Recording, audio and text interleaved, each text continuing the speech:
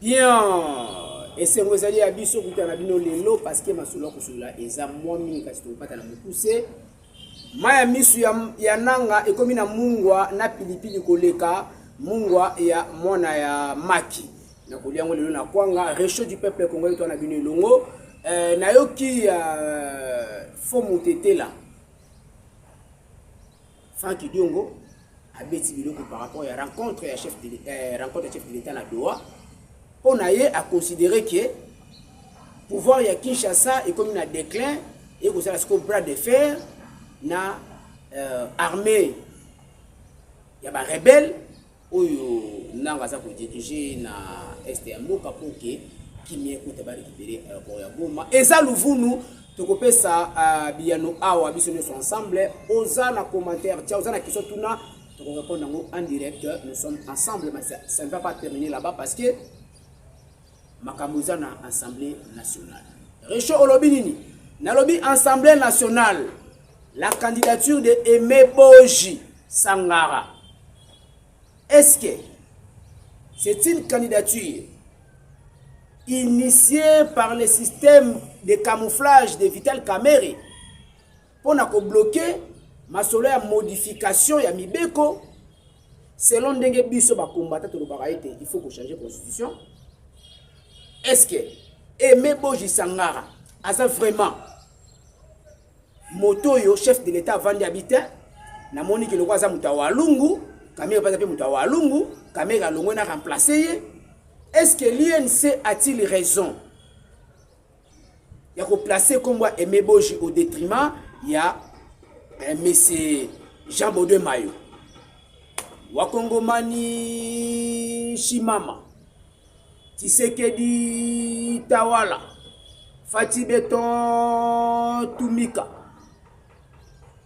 tout cela ensemble mais ma solo o etali bongo criminalité na kati ya ville province ya Kinshasa tokobelela elombe mobali o to bengi na kombo ya Daniel Bumba Lubaki pambate après Honorine Porchen.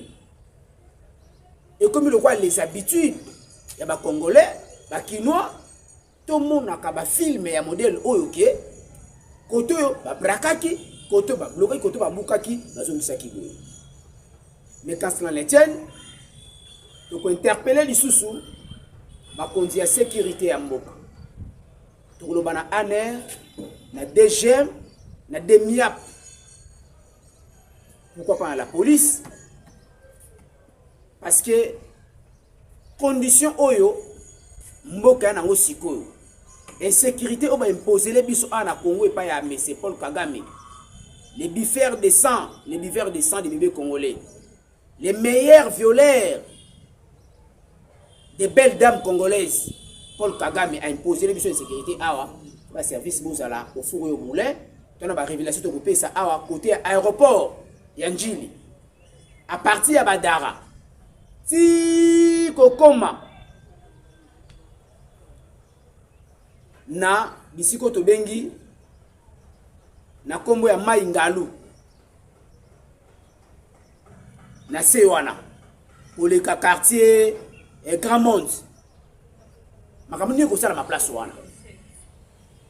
Nous avons des informations o ba bengi biso na bandeko ba place wana ba pesi biso photo lobela mais na site pe ya Daipen makambo ezali site ya Daipen oleki bisika baboko la basoso pembe na fleuve ya na place moko za la kawana o leta tika yango pepele polele ba mama ya ba Kongo ba papa ba Kongomani balona kabilanga ona koboko la bana mais là place on est comme spolié en connivence avec l'ancien ministre de l'agriculture. Trokotana, Bokoto, voilà, Ebele, réchaud du peuple congolais, l'homme de Tumika, l'homme de Viva, nous en avons ensemble, Tobandi. Le chef de l'État congolais à Doha. Après l'Égypte, il est à Doha. Mais à Doha pour faire quoi? Parce que le président Macron a profité qui a récupéré la situation à partir du sommet Eotiko la Mayasuka des Nations Unies, a annoncé qui était à la conférence moko pa ina en France pour na kimia na Grand Lac. Obo monaki les girafes africains à Kima qui a quitté. Mais dans ma solo wana, il a été convenu Tolobeli ya Ngomba Lebele était aéroport ya Goma faut la libérer. Nous saluons la sagesse du chef de l'État et de son gouvernement à travers son porte-parole Patrick Mouyaya qui avait déjà dit que malgré maloba ozomi na kati ya réunion mais aéroport ya Goma ekofungwa kaka soki mobeko epesami na mbula matadi ya Congo. Bravo. Pambate lelo ezongeli biso na makolo. Toyoki nanga afiotoli. Ministre des Affaires étrangères rwandais aloba kipe. Bakomi le bango batoko finga na kochola. Toboyite toyoka parce que c'est la guerre. Mais analysons un peu. Si Kagame et son ministre avaient raison, et Nanga, et que le gouvernement congolais, derrière le chef de l'État, à travers la parole du ministre de la communication, Patrick Mouyaya, nous avions tort. Pourquoi l'Elo, M. Macron, a recourir toujours à Moukantomolo Fatih Beton pour appeler ça avant soit go na kokoma mukanda ya ouverture ya aéroport ya Goma? Na sekibino makasi tina mino asuka na poza pembe makasi. Omonike autorité de l'État ezali toujours maintenue par les fils du sphinx délimité. Pour ceux que autorité de l'État ezali qui maintenue. Mbelelelo ndenge nanga za ko considérer que selon Yena Kagame na ba bisimwa na ba Willy Ngoma ba ko mona ke parti ande ba kangia na rébellion et comme le roi parle na bango mboka na bango avant masolo ko takuna faut qu'on négocie na bango selon eux.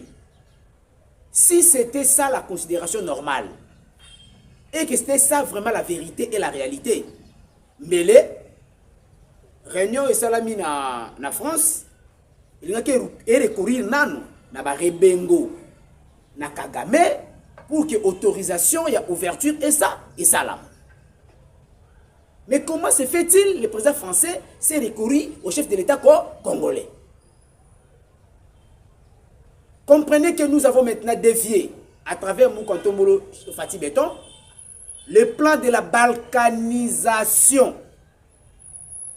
de l'Est de la République démocratique du Congo.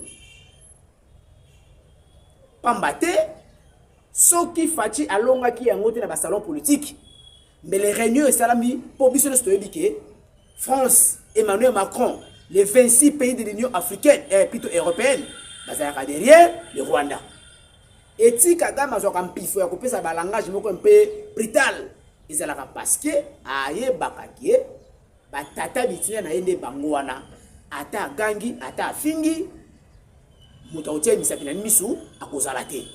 Mais pour la numéro 1 à yo lelo Macron a baluki a rekuna Fatih Beton.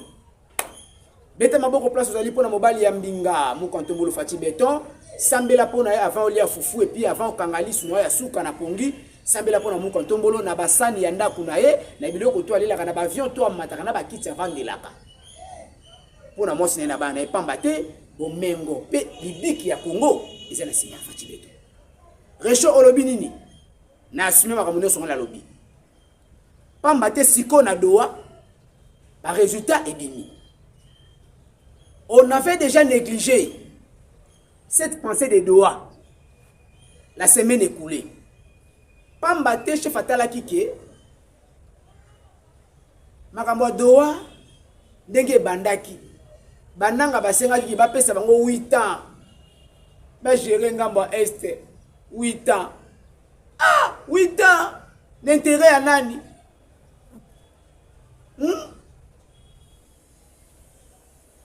Et côté là, chef Yadoa, à quel États-Unis, va solo likuna, pour récupérer l'information. tout le monde qui doit ba lanterre. Yango chef a boya qui doit au vie et au sud de tout le monde. Mais vous posez des questions de savoir pourquoi encore revenir à Doha. Tshisekedi ne prend pas de position logique. Il est comme ça à tout moment. Il change de couleur comme un caméléon. Ah oui?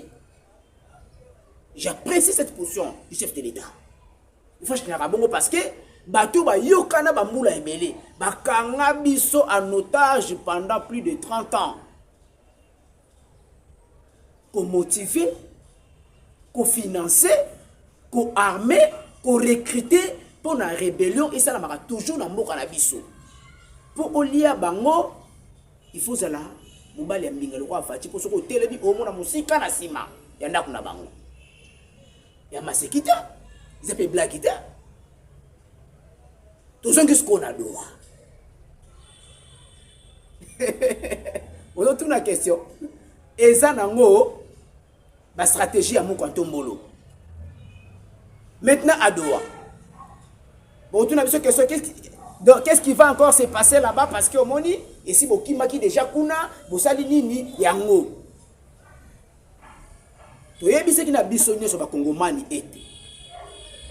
Na ba ndeko ba mboka ba paya o baza pe na droit ya kulanda makambo ya Congo selon un article de loi internationale où ils ont prévoir que tout citoyen du monde peut s'occuper de ce qui se passe dans tous les coins du monde. Tolobi na biso boy.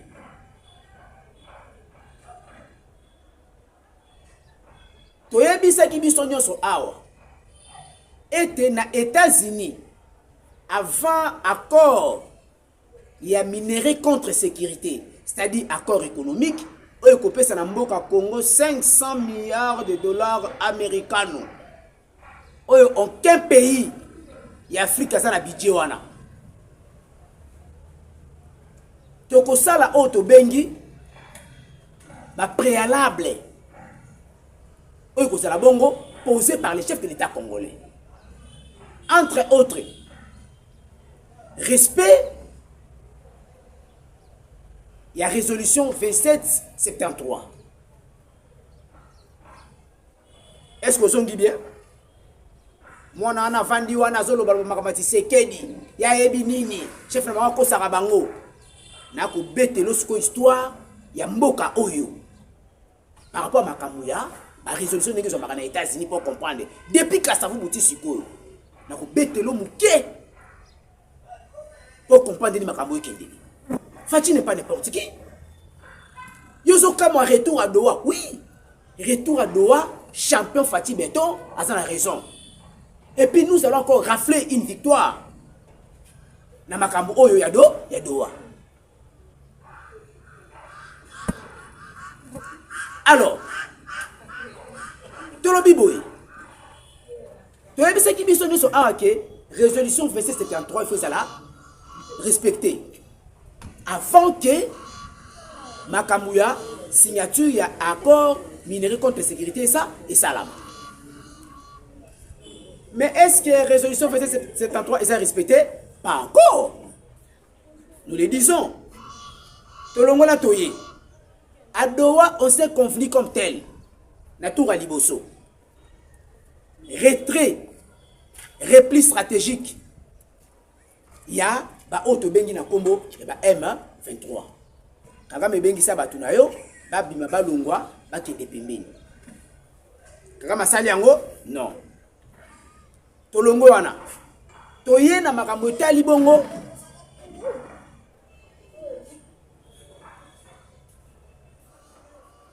Offensif.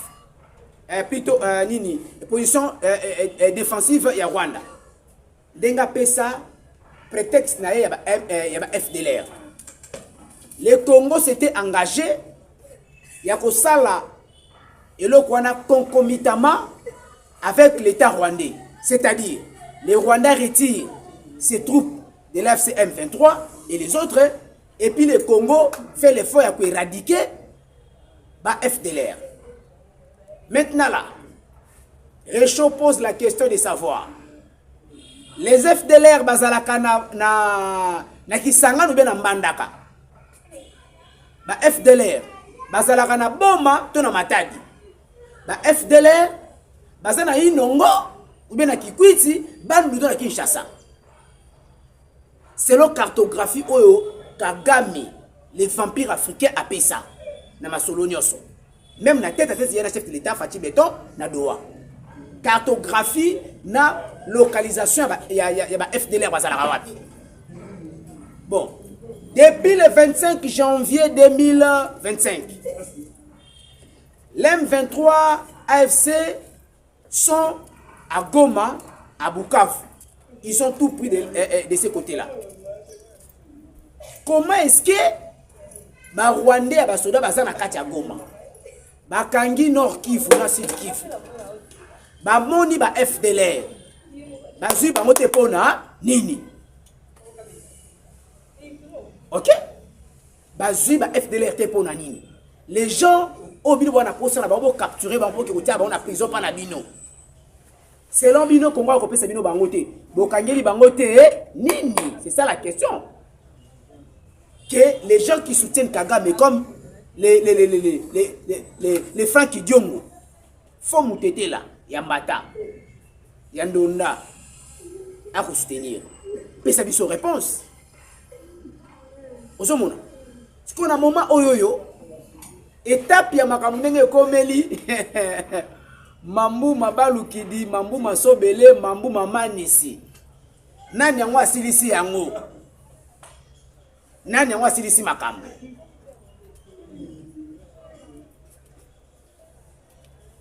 M23 AFC ba kozwa film wa kekele tous les jours pamba te lobi na butu eyindaki lisusu makasi Toko beta, toko botola, bah c'était dans le territoire.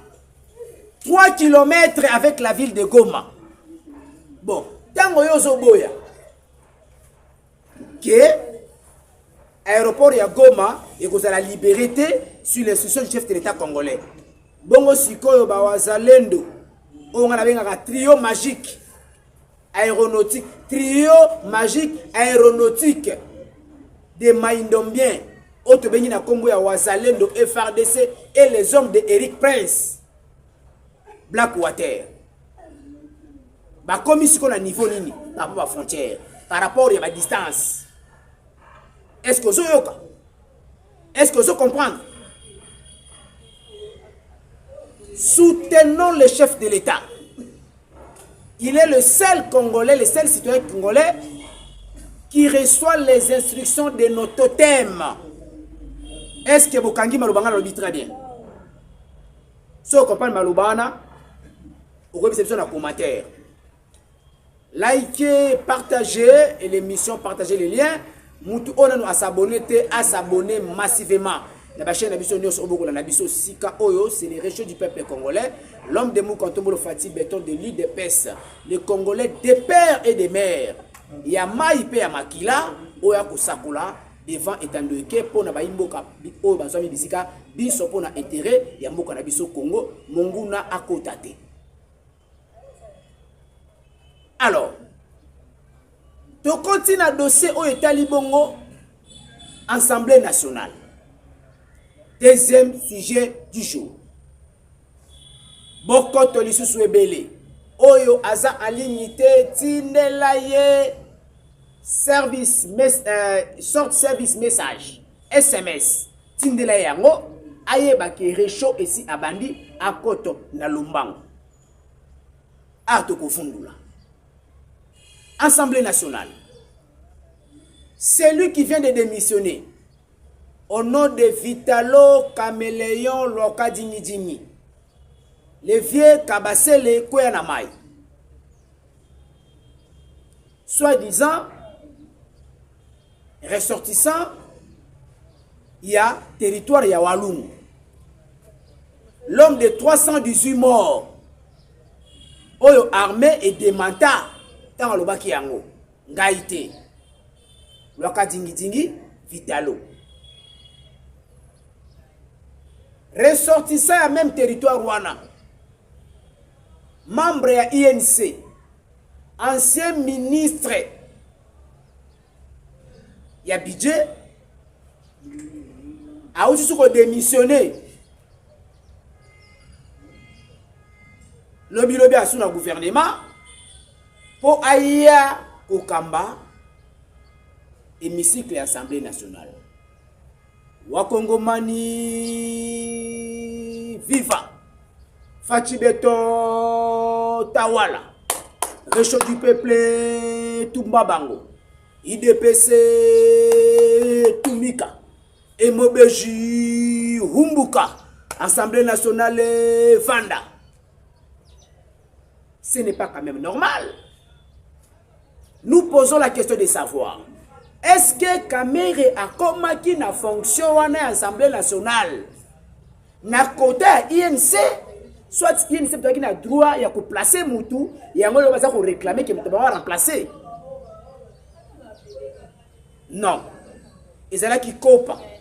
Li copa. Copa. Il y a football, il y a politique. Et Salamaki appartient à l'homme de limité, l'homme de Vital Kamere, l'homme de soi-disant Walou. Toi, on a posé une répétition. J'encourage l'honorable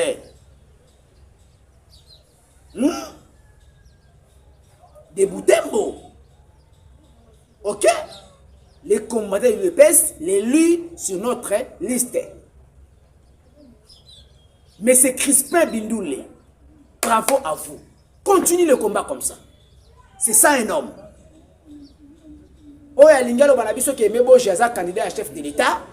Tolobi na ye biso makamona to yebi yango te. Et meboji azo ensemble, azo ate, nous n'allons rien perdre. Mais nous lançons un vibrant appel sur l'éveil de conscience. Est-ce que ceux qui aiment bon Jésus place ouana, caméra cause la instruction, l'injonction qu'on peut ça aimer bon jité. S'il y aura les injonctions, les instructions à respecter, écoutez pas ya caméra.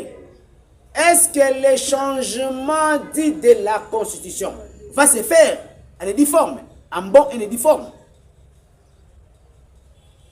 Totunika mutuna, bino ndebope sa biso biyano. Ce qui mituna ezali, tolobi na bino ke tolingi makambo ya Kamere na Assemblée nationale soutien. Même pas mutu appartient parce que fonction na esa fonction o e mérité na IDPS. Bazo la biso mwana ya parti politique ya Kondo Etienne Tshisekedi wa Mulumba B52 Mokonganzoko, l'homme de limiter les sphinx de longue date dans l'histoire politique congolaise, le premier docteur en droit. Mwana ya parti na ye akota wana on a pacifié makambo ya mibeko ya constitution.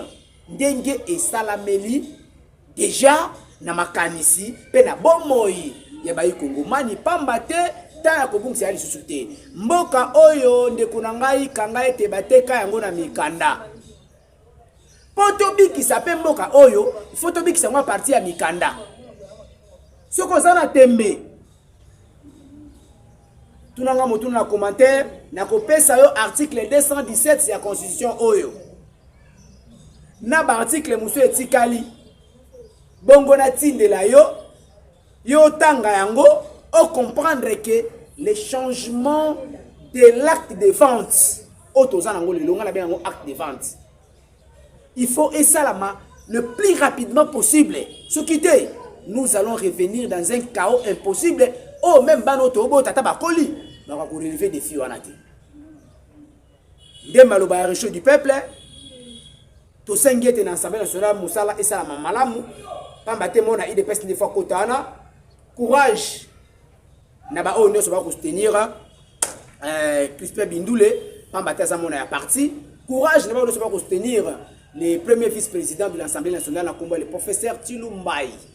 Mon IDPS, Tolingi Batamaï, le débat à Kabisika, on a pour nous défier, Bato Balexamaï, on a eu Bambo à la poche. Caméra Tiki va Nyongo Belé. Question à Aimé Boji. Est-ce que ce qu'on soit l'Assemblée nationale, on refute à Nyongo Nyoso, oh, Caméra Tiki, yo refute à Yango? Interpellation, la piste 243, 82, 68, 81, 449, na ba service non sur la sécurité. Tolobi Kobanda Maïnga Louti. Na Daipen, ma beza na se ya Mayuana. bato baza ko uta brasa réchaud du peuple lobi nabi bato ba ko uta brasa non identifié ba ko le ba service de sécurité mbongo eza ko ya avant et pas ya bato ya boato réchaud lobi nabi debiap aner la police ba service tout ya sécurité o etikali tronçon les tronçon au aéroport ezali bolingi lisusu nini bobo sana keloko ko sala après ça fois ko kanga avion likolo pendant 45 minutes bobo sana keloko muso ya ko sala na kati ya mboka tolobi na bino ete masolo ezali malamu to pesi mbote na bandeko nyonso ya presse oyo basungaka biso na masolo oyo mbote na bandeko États-Unis mbote na Walikale mbote na Bunagana mbote na Goma na Fizi na Bukavu. À bientôt, le chef de l'État sera là parce que nous vous annonçons déjà que la guerre est déjà finie. N'a pas calculé la carte. Quand la terre visuellement, ma soeur Goussila Ningi a pepele. Ciao, que je dis.